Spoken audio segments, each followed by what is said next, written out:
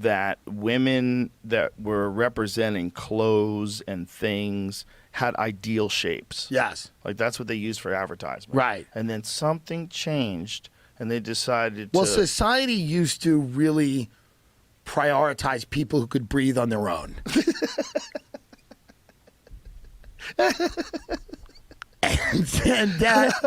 and listen, as a person, I've struggled with my weight, but I know that fat is not good. Eating the wrong thing isn't good. We shouldn't turn it into good. Right. It's crazy to turn it into good.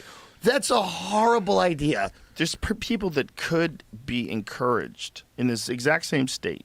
They could either be encouraged that you're perfect on your own and don't you worry about anything. Right. And don't you even worry about what food is. Just eat to your heart's content. Right. Well, there were things that L.A., they put this weird story out where it was like the L.A. school district was like, let's stop telling kids that fruits and vegetables are good and that junk food is bad.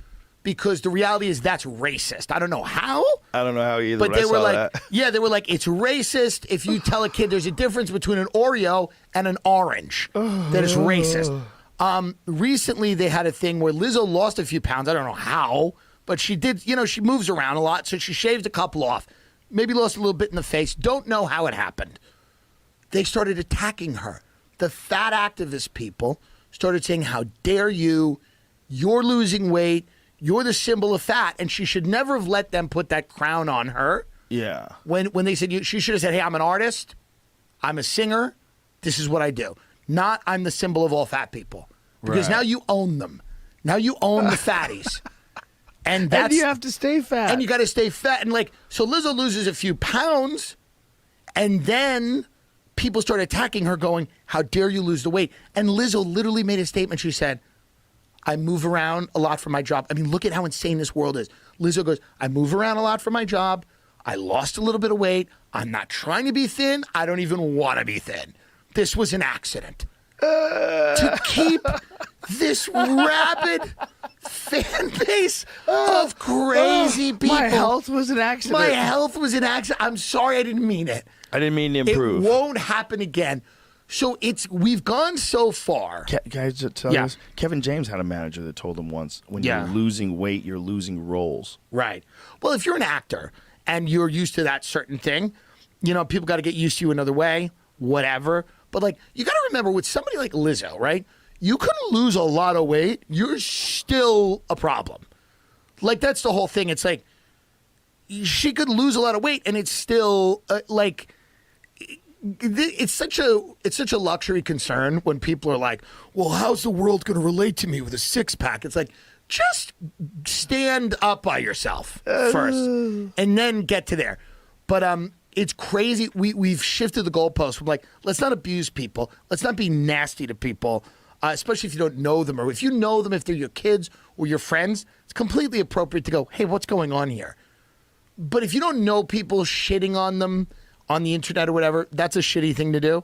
But saying that there's no difference health-wise between the big girls on that show and then thinner dancers is crazy. It's crazy. And we can't live in a world that's great. We can't live in a world where we remove all sense of reality. Right. Because then it's like the only fun of eating a cupcake or a little scoop of ice cream is knowing it's bad. Right. That's the point.